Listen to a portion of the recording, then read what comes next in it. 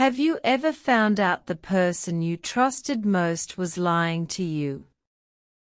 For 3 years, my family called my husband Karim a lazy man with no job. They laughed at him every time he came to our family home for dinner. They said I made a terrible mistake marrying him. However, I discovered a shocking secret on our anniversary night. A woman in a very expensive suit walked into our reunion dinner. She looked at my husband and said 3 words that changed everything. "Good evening, Mr. Chairman." My mother dropped her glass. My brother's face went white. I just stood there, holding my inheritance papers, completely frozen. How could this be true? The man I married was supposed to have nothing. My name is Fatima, and this is the story of how my family learned the truth about my husband, Karim. 3 years ago, I married Karim. My parents were very angry. They wanted me to marry my cousin, Tariq. Tariq was a doctor. Karim told us he was between jobs. He looked simple. He drove an old car. My family saw him as a failure. The first humiliation happened at my brother's birthday party. My father pointed at Karim and said, "Look at him. He cannot even afford a new shirt." My mother added, "Fatima, you have brought shame to this family." Karim just smiled and said nothing. I felt my face get hot with shame. But I loved him. I thought he was a good man, just unlucky. The worst moment was during the reading of my grandfather's will. The will gave our childhood home to me. My brother screamed.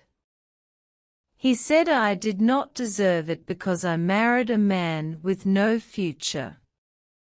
Karim held my hand. He whispered, "One day, they will see." But the years passed, and nothing changed. Karim left every morning and came home late. He said he was looking for opportunities. My family never missed a chance to mock him. At every family reunion, they talked about their new cars, their vacations. They always looked at Karim with pity and disgust. I started to believe them. Was I wrong to love him? I began to doubt everything. Last week, things reached a breaking point. My brother announced he was getting divorced. He needed money for his custody lawyer. He asked our parents for help. My father said, "We have no extra money. Our savings are gone." My brother looked at Karim and laughed bitterly. He said, "At least I am not a beggar like him." Karim stood up and left the table. I followed him to the garden. He was looking at the old attic of our childhood home. He said, "Fatima, do you trust me?" I wanted to say yes, but a small voice in my head said no. I was tired of the insults. I was tired of being the wife of the unemployed man. I said, "Karim, I need the truth." Now? Are you hiding something from me? He looked at me with sad eyes. He said, "The truth is coming. Our anniversary is in 3 days. Just wait." I did not know what to think. Was this another lie? Or a real secret? I decided to wait. But I was scared. The night before the anniversary, I found a strange envelope in the attic. It had a company logo I did not recognize. Inside was a letter addressed to the chairman. I could not open it. My hands were shaking. What was my husband hiding? The anniversary dinner started like all the others. My family was there. They wore expensive clothes. They talked about their success. Karim wore his usual simple shirt. My brother raised his glass. "To another year," he said, looking at Karim. "Another year of trying." Everyone laughed. Then the doorbell rang. A woman in a dark blue suit walked in. She had a leather folder. She walked straight to Karim. "Good evening, Mr. Chairman," she said. "The documents for the new factory are ready for your signature." The room went silent. My mother's glass fell on the floor.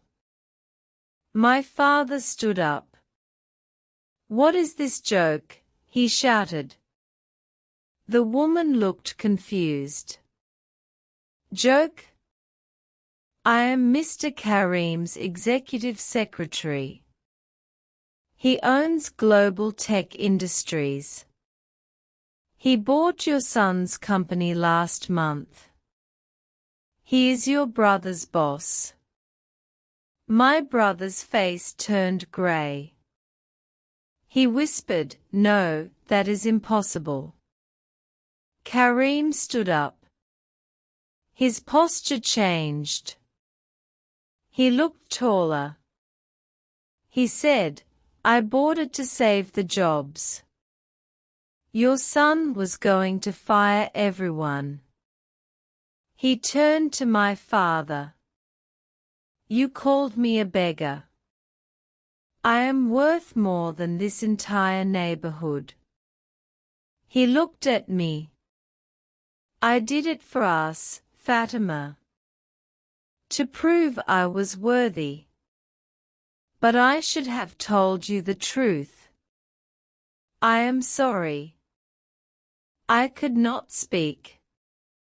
The inheritance, the childhood home, the will, it all made sense now.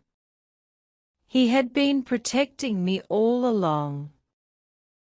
The family home was quiet after everyone left. My brother could not look at Karim. My parents sat on the sofa, speechless. Karim and I stood in the garden. He explained everything. He was always the heir to a large company. He married me because he loved me, not for my family's money. He let them humiliate him to test their character. He failed them. But he said, "I should have trusted you with the secret." A marriage cannot be built on lies, even kind ones. I looked at the man I married. I saw him clearly for the first time. He was not a liar. He was a man who wanted to be loved for himself, not his money. The lesson is this: never judge a person by what you see on the outside. And in a relationship, the truth is more important than any secret. I held his hand. No more secrets, I said. He nodded. No more secrets. And for the first time, I felt we were truly married.